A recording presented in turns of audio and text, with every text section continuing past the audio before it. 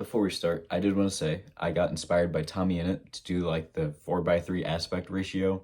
I don't know, I think it looks good. Like the way he does his videos, they have a very comfortable feeling to them. He uses very warm colors. His background is usually a lot darker, and he's usually wearing darker colors. I am clearly going against that as I'm wearing white on a tannish, almost gray background with a white door, and there's just a lot of brightness here as long with me being white. I feel like there's going to be a good mix of editing, talking, and just having a general message to make it more entertaining and ultimately provide more of a purpose. What's been going on the past few weeks is I'll be scrolling through YouTube, whether it be shorts, whether it be channels, whether it just be on my dashboard.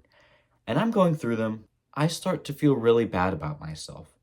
I see a workout community definitely where it's guys lifting 700 pounds, deadlifting, single arm deadlift 400 pounds, stuff like that, which while they're great achievements, they make me feel like shit. I guess in a sense, it should be motivating, but it just kind of reminds you how much YouTube is kind of an entertainment platform. Like everything has to be a challenge. Everything has to be all cap thumbnails, really bright, saturated looking, wow, guys. Like, you have to do that kind of face too every time. You have to pull like the Macaulay Culkin face out. But I don't want to pull the Macaulay Culkin face out. I just feel like people can't be real on YouTube. Like all of the big people cannot be real with their audience. At its core, YouTube is an entertainment area, right? Its main goal is to get people's eyes on videos and to watch them. I feel like there's just such a lack of this, of being able to talk to a camera and just be yourself without feeling like you have to go to the highs of the highs, the extremes of the extremes to feel like you can be something. YouTube only shows the 1%, just like every other social media. The reason I like smaller creators is because at the end of the day, they're doing it because they want to do it. People like Markiplier, Jacksepticeye, where admittedly, they have a lot of work, a lot of passion in what they do. Ultimately, it's a money game. And like even Markiplier, right? He still uploads, but I think right now he's like a filmmaker at heart. He is a creator at heart. But I think YouTube was just a starting point for him. This is why I'm so attracted to smaller channels, kind of like SkyJar. I bring up SkyJar because SkyJar is awesome. I made a video on them like 2 days ago. But it's people like that who give off this very homey feeling where you can just hang out with your friends and listen to something. It's very comforting. A lot of YouTubers only show what they want you to see. They don't talk like I do. I mean, there's certainly a community out there for people who want to talk about their feelings, self-improvement, stuff like that. But there's a lot of YouTubers and just social media in general where they show you only what they want you to see.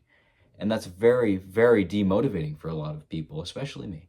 Yeah, no, you shouldn't put your entire life on social media. But I wish social media wasn't this grind, right? This ladder that you have to keep trying to go up faster than someone else. Like, for example, whenever I got 40-something subscribers in a week or two, I was just constantly doing voiceovers and making half-assed videos and making things that I personally didn't really enjoy. The dopamine I got from getting all the subscribers did not weigh out the amount of effort I was putting in, because ultimately, I did not feel happy with the things that I was making. And that's kind of why I've wanted to slow down on videos, because ultimately, I don't have a message every day. I don't have a main focal point every single day. Because if it was, then I'd be a damn modern-day philosopher. But I'm not. I'm just another Gen Z kid sitting in front of his camera who's 17, 18 years old, who is either anxiety-induced and either depressed and going through a lot of shit. And so what they want to do is talk to a camera, try to get feelings out, and try to help other people. Because I know at this time, people, especially on the 2007, 2006 era, they're finally becoming adults. And with the way the world is going, with AI slowly taking over social media platforms and stuff like that, I think we are more separated than ever. This brings me back to YouTube, because we only see the 1%. We don't see the common Joes. We don't see the pain of a lot of people unless they show it. Because pain is something that we all have, but it's something that is very hard to explain. YouTube keeps us divided because it has us strive to have way too high of expectations. And that's kind of why I don't like YouTube right now, is because it's just throwing shit at the wall, hoping it sticks. And if it does, you keep throwing it, and you keep throwing it, and you keep doing the same thing over and over again. This is what a lot of kids' channels do, is that they'll have extremely vibrant thumbnails. They'll have a bunch of sound effects in their videos, captions at the bottom, stuff like that. Now, I love captions. Captions are fun.